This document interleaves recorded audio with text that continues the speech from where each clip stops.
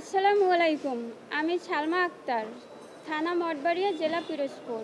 আমার পিতার নাম মোহাম্মদ রতন তালুকদার।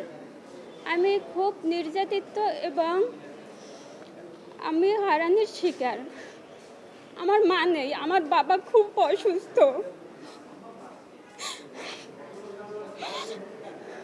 25/5/2022-এ আমাকে এবং আমার ভাইকে চাকরি দিবার কথা বলে প্রতারক চক্র 7,17,000 টাকা নিচ্ছে।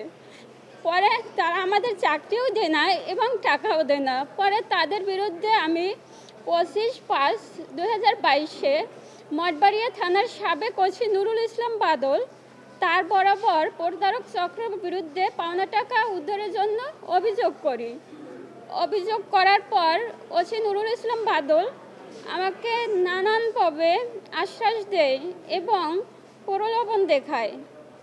পরে 27/5/2025 তারিখে আমাকে ওসি নুরুল ইসলাম বাদল থানায় ডাকে। আমি থানায় ডাকলে সে থানার পাশে নারী শিশু রিক্সা আমাকে বসতে বলে। আমি ওখানে গিয়ে বসি। বসার পর সে আমাকে ওখানে গিয়ে আমার সাথে খুব খারাপ আচরণ করে, আমার গায়ে হাত দেয়, আমাকে ধর্ষণের চেষ্টা করে। আমি প্রতিবাদ করে ওখান থেকে চলে আসি। চলে আসার পর সে আক্রোশে সেই থেকে আমাকে নানানভাবে হয়রানি হেনস্থা শুরু করে। একের পর এক মানুষ দিয়ে আমাকে মিথ্যা মামলা দিয়েছে এবং নানান আমি প্রত্যেকটা দিন শুক্র শনিবার বাদে আমার কোর্ট কাছারি থানার পাশে পাশে ঘুরতে হয়। আমার পরে আমি নিরুপায় হয়ে 23/8/22-এ পিরোজপুর পুলিশ সুপারের কাছে অভিযোগ করি। অভিযোগ করার পর 1/9/22-এ আমাকে ওসি নুরুল ইসলাম বাদল এবং তদন্তশীল থানায় ডাকে, মীমাংসার কথা বলে প্রতারকদের বিরুদ্ধে। পরে আমি এবং আমার খালা যাই। ওসি নুরুল ইসলাম বাদল ধর্ষণের চেষ্টা করার পর থেকে আমি থানায় কখনো একা যাইনি। হ্যাঁ, একজন আমার ফ্যামিলি বা আমার আত্মীয় স্বজনকে নিয়ে থানায় যেতাম। পরে সে করলো কি, আমাকে ওখানে বসায় রাখছে। সেই দুপুরে গেছি, দুপুরে যাওয়ার পর বিকাল 5টা পর্যন্ত আমাকে বসায় রাখছে। সে পর্যন্ত পরে আমি যখন দেখলাম অনেক বেলা হয়ে গেছে, বিকাল হয়ে গেছে, আমি আসছি। আমি ওখান থেকে রাগ করে চলে দিচ্ছি। চলে আসার পথে তারা আমাকে অপহরণ করে এবং আমাকে কুপিয়ে গুরুতর আহত করে। 1 তারিখে আমাকে এই ঘটনা করে। 6 তারিখে আমার ডিগ্রি ফাইনাল পরীক্ষা ছিল, আমার সে পরীক্ষাটাও দিতে তারা দেয় নাই। সেই থেকে আমার পড়াশোনা চিরতরে বন্ধ হয়ে গেছে। আমার বাবা সে শারীরিকভাবে খুব অসুস্থ, তার হার্টের সমস্যা, লাঞ্চের সমস্যা। হ্যাঁ, আমার মা নেই। আর আমার ভাই দুটো আমার ছোট। আমরা 7 ভাই বোন, 5 বোন। বোনের ভিতর আমি ছোট, বাকি বোনেরা তাদের কর্মস্থানে এবং শ্বশুর বাড়িতে। ফ্যামিলির ভিতর আমি ছিলাম, আমার মা নেই এই জন্য। পরে তারা আমাকে নানান লোক দিয়ে এরকম হয়রানি শুরু করে। পরে আমি নিরুপায় হয়ে 23 সালে ঢাকা আইজিপি সহ বরিশাল রেঞ্জ ডিআইজি মহোদয়ের কাছে অভিযোগ করি। অভিযোগ করার পর তারা অভিযোগটি বিভাগীয় তদন্ত করে। বিভাগীয় তদন্তর পর আমরা সেখানে সাক্ষী প্রমাণ সকল ডকুমেন্টস দিই।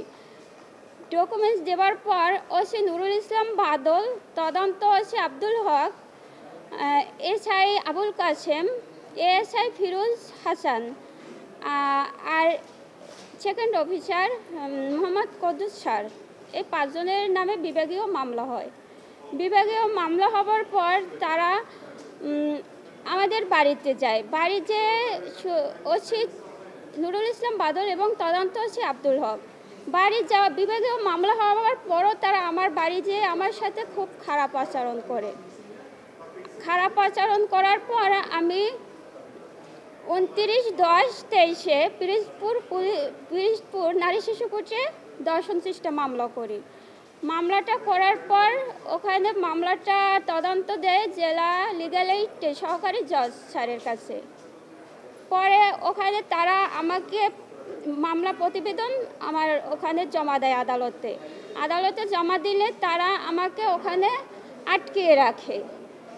যেদিন আমার মামলার শুনানি সেদিন আমাকে আটকিয়ে রেখে আমাকে আদালতে উপস্থিত হতে দেয় না।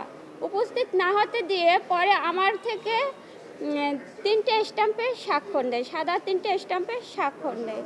পরে আমি তাদের বিরুদ্ধে 2টা জিডি করি। 4 গুণ শক্তিশালী এনজাইম ও অধিক ফেনা সমৃদ্ধ অরিক সিলভার ওয়াশ মাত্র 70 টাকায়। পিরোজপুর সদর থানায় একটা জিডি এবং মঠবাড়িয়া থানায় একটা জিডি। যখন আওয়ামী লীগ দল ক্ষমতায় ছিল তখন আমাকে তারা ন্যায় বিচার পেতে না দেওয়ার জন্য আমাকে নিয়ে, আমি কোনো রাজনৈতিকের সাথে যুক্ত না, যেহেতু আমি কোনো ভালো বিশ্ববিদ্যালয়ে পড়াশুনো করি না, আমার মা নেই, আমার ভাই 2টা, আমার অসুস্থ বাবা, তাদের দেখাশোনা করতে হয়। যখন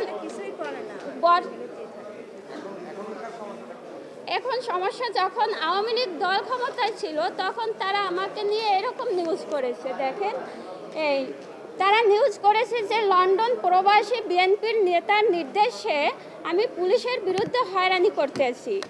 এরকম নিউজ করে আমাকে আওয়ামী লীগের নেতা, যত নেতা ছিল তারা আমাকে 4টা মামলায় দিচ্ছে এবং নানানভাবে হয়রানি হেনস্থা করেছে। হয়রানি হেনস্থা করার পর এই আওয়ামী লীগ যখন 5ই আগস্ট আওয়ামী লীগ পতন হয়, আওয়ামী লীগ পতনের পর আমার ছোট ভাই তাওহিদ ইসলাম, সে মাদ্রাসায় পড়ে, তাকে আশুলিয়া থানায় একটা হত্যা মামলায় আসামি করে, 30 নম্বর আসামি করে। পরে আমরা ঢাকা আইজি মহোদয় সহ বিভিন্ন প্রশাসনের কাছে অভিযোগ করি এবং আমার ভাই যে ওখানে ছিল না তারা মিথ্যা মামলা দিয়েছে, এটা আমাদের কাছে যত ডকুমেন্টস ছিল ওইগুলো আমরা সেখানে জমা দিই। জমা দেওয়ার পর 8/8/25 তারিখে আমি মাগরিবের নামাজ পড়ে কোরআন শরীফ পড়তেছি।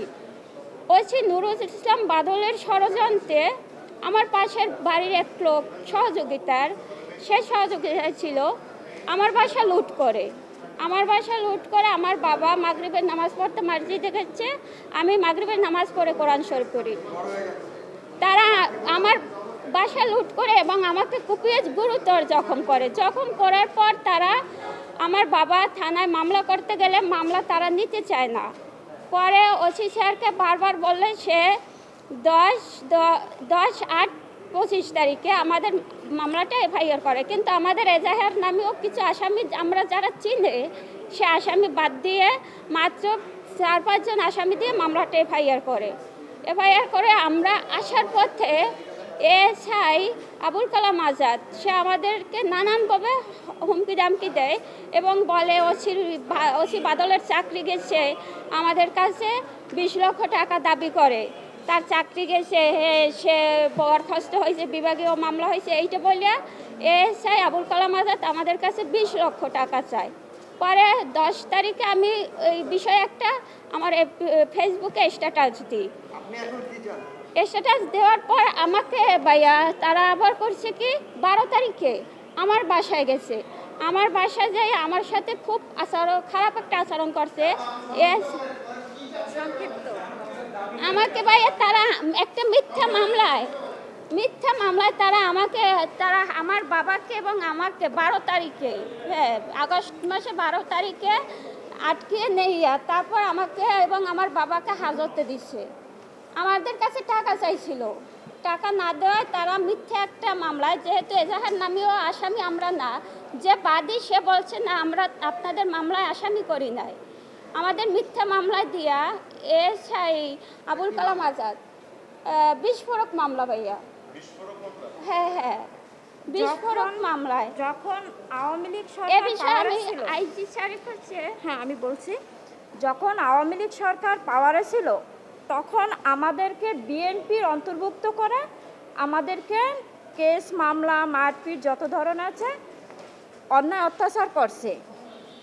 এরকম হামলা মামলা করার পর যখন আওয়ামী লীগ সরকারের পতন হওয়ার পর তারা আমাদেরকে আওয়ামী লীগের দলভুক্ত করে আমাদেরকে আমার মামলা হামলা তারা করতে আসে, যত ধরনের হয়রানি আছে তারা ছেড়ে দিচ্ছে না। আমাদের দাবি, ও একটা স্টুডেন্ট, ওর পড়াশোনা বন্ধ হয়ে গেছে এই সমস্যার জন্য। ইভেন মিথ্যা মামলায় একটা মেয়ে মানুষকে 1 মাস হাজত খাটাইছে। যে আসামি মানে হাজত ছিল ও আসামি কিন্তু তার কেসের এজাহারভুক্ত আসামি না। আর যে মামলাগুলো হয়েছে আমরা কিন্তু আওয়ামী লীগের কোনো পদ বা পদবিতে নেই। আমি বিএনপি, আমি 10 নম্বর যখন আন্দোলন হয়েছে আমি আমাদের ছাত্র ভাইদের সাথে ছিলাম। এখন চাচ্ছি আমরা ন্যায় বিচার চাচ্ছি।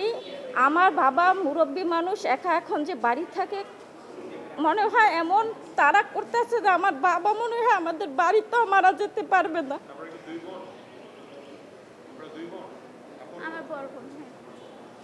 আমার মুরব্বী বাবা 1 মাস হাজত খেটে বেরোইছে। আমার আব্বা কোনো পদ পদবি বা কেউ কোনো কিছু না, আওয়ামী লীগের কিছু না। হ্যাঁ, ও হচ্ছে ষড়যন্ত্র।